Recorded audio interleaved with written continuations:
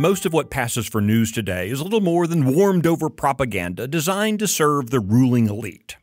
The foolishly described mainstream media are shills for the far left, while some seemingly conservative outlets pander to whichever moderate Republican officeholder tickles their ear. Citizens deserve better. I'm Michael Quinn Sullivan with a reflection on life and liberty.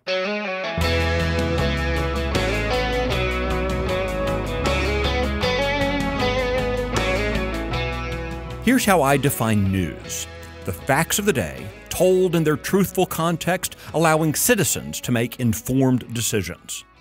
Every single citizen is or can be a journalist. Journalism is the purposeful activity of gathering relevant information and presenting it in a straightforward manner without deceit, manipulation, or unnecessary jargon. Our founding fathers enshrined the God-given right of the people to speak and publish freely on political matters because they had experienced firsthand a government that did not. They understood citizens must be able to expose government malfeasance, criticize public policy, and publicly identify corruption. This was of such preeminent importance that the adoption of the U.S. Constitution was predicated on it being enumerated in the Bill of Rights. Yet even our founding fathers were not immune to using government as a means to censor and silence criticism.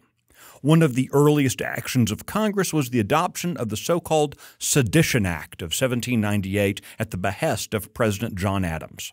It allowed the government to deport, fine, or imprison anyone who published false, scandalous, or malicious writing, giving huge power to the executive branch to define those things.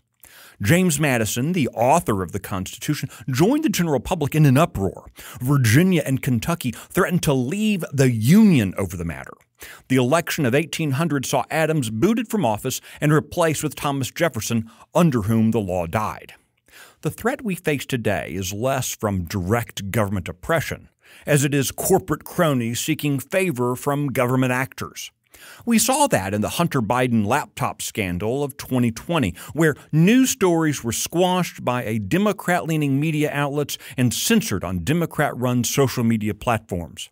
There was no law, just like-minded collusion.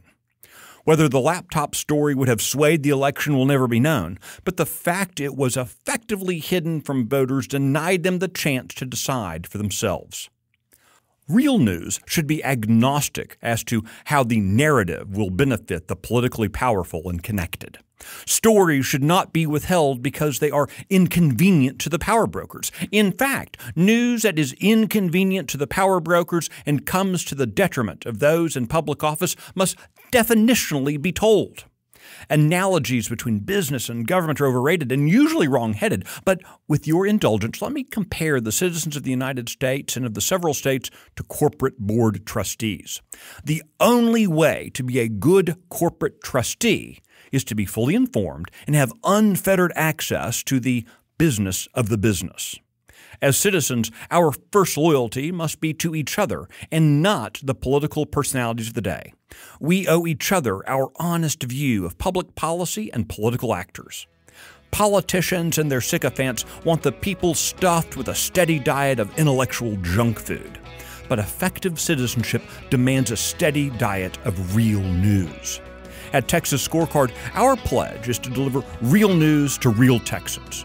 We want citizens to have the knowledge they need to effectively dominate culture and government. And quite frankly, we don't care how inconvenient it is to anyone.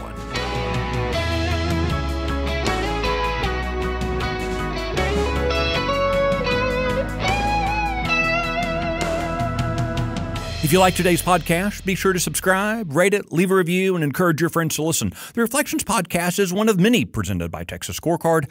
This edition was produced today by Luke Marshall in the 1836 studios, and I'm Michael Quinn Sullivan. Thanks for listening.